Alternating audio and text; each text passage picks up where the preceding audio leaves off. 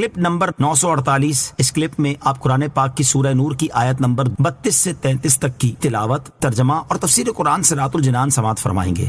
بسم اللہ الرحمن الرحیم۔ ترجمہ، اللہ کے نام سے شروع جو نہایت مہربان رحمت والا ہے۔ وَأَنكِحُوا الْأَيَامَ مِنكُمْ وَالصَّالِحِينَ مِنْ عِبَادِكُمْ وَإِمَائِكُمْ إِنْ يَكُونُوا فُقَرَاءَ يُغْنِهِمُ اللَّهُ مِنْ فَضْلِهِ واللہ واسع علیم۔ ترجمہ، اور تم میں سے جو بغیر نکاح کے ہوں اور تمہارے غلام اور لونڈیوں میں سے جو نیک ہیں ان کے نکاح کر دو، اگر وہ فقیر ہوں گے تو اللہ انہیں اپنے فضل سے غنی کر دے گا، اور اللہ وسعت والا، علم والا ہے۔ وَأَنكِحُوا الْأَيَامَ مِنكُمْ، اور تم میں سے جو بغیر نکاح کے ہوں ان کے نکاح کر دو۔ اس سے پہلی آیت میں اللہ تعالیٰ نے مردوں اور عورتوں کو نگاہیں جھکا کر رکھنے اور اپنی شرم گاہوں کی حفاظت کرنے کا حکم دیا۔ اب اس آیت میں شرم گاہوں کی حفاظت کا ایک طریقہ بیان کیا جا رہا ہے۔ چنانچہ ارشاد فرمایا کہ تم میں سے جو بغیر نکاح کے ہوں، خواہ مرد ہوں یا عورتیں، کنوارے ہوں یا غیر کنوارے، یعنی شادی شدہ تھے لیکن پھر طلاق یا ایک کی موت ہو گئی، اور تمہارے غلاموں اور لونڈیوں میں سے جو نیک ہیں ان کے نکاح کر دو۔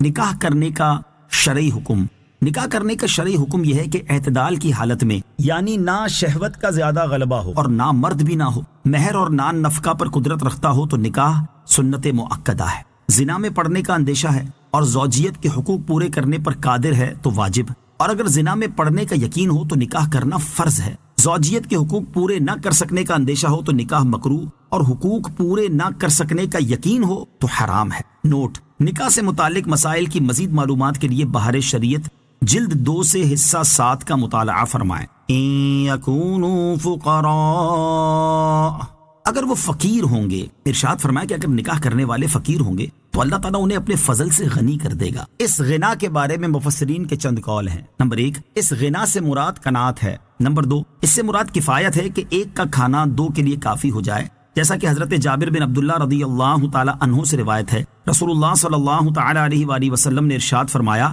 ایک شخص کا کھانا 2 کو کافی ہے۔ نمبر 3، اس غنا سے شوہر اور بیوی کے 2 رزقوں کا جمع ہو جانا یا نکاح کی برکت سے فراخی حاصل ہونا مراد ہے۔ وَلْيَسْتَعْفِفِ الَّذِينَ لَا يَجِدُونَ نِكَاحًا حَتَّى يُغْنِيَهُمُ اللَّهُ مِنْ فَضْلِهِ وَالَّذِينَ يَبْتَغُونَ الْكِتَابَ مِمَّا مَلَكَتْ أَيْمَانُكُمْ فَكَاتِبُوهُمْ إِنْ عَلِمْتُمْ فِيهِمْ خَيْرًا وَآتُوهُمْ مِمَّا لِلَّهِ الَّذِي آتَاكُمْ وَلَا تُكْرِهُوا فَتَيَاتِكُمْ عَلَى الْبِغَاءِ إِنْ أَرَدْنَ تَحَصُّنًا لِتَبْتَغُوا عَرَضَ الْحَيَاةِ الدُّنْيَا وَمَنْ يُكْرِههُنَّ فَإِنَّ اللَّهَ مِنْ بَعْدِ إِكْرَاهِهِنَّ غَفُورٌ رَحِيمٌ۔ ترجمہ، اور جو لوگ نکاح کرنے کی طاقت نہیں پاتے انہیں چاہیے کہ پاک دامنی اختیار کریں یہاں تک کہ اللہ انہیں اپنے فضل سے غنی کر دے، اور تمہارے غلام اور لونڈیوں میں سے جو مال کما کر دینے کی شرط پر آزادی کے طلبگار ہوں تو تم انہیں یہ معاہدہ لکھ دو، اگر تم ان میں کچھ بھلائی جانو، اور تم ان کی اللہ کے اس مال سے مدد کرو جو اس نے تمہیں دیا ہے، اور تم دنیاوی زندگی کا مال طلب کرنے کے لیے اپنی کنیزوں کو بدکاری پر مجبور نہ کرو، خصوصاً اگر وہ خود بھی بچنا چاہتی ہوں، اور جو انہیں مجبور کرے گا تو بے شک اللہ ان کے مجبور کیے جانے کے بعد بہت بخشنے والا مہربان ہے۔ وَلْيَسْتَعْفِفْ، اور چاہیے کہ پاک دامنی اختیار کریں۔ اس آیت میں ان لوگوں کا حکم بیان کیا جا رہا ہے جو نکاح کرنے کی استطاعت نہیں رکھتے۔ چنانچہ ارشاد فرمایا کہ جو لوگ مہر اور نان نفقہ میسر نہ ہونے کی وجہ سے نکاح کرنے کی استطاعت نہیں رکھتے تو انہیں چاہیے کہ حرام کاری سے بچے رہیں یہاں تک کہ اللہ تعالیٰ انہیں اپنے فضل سے مالدار کر دے اور وہ مہر و نان و نفقہ ادا کرنے کے قابل ہو جائیں۔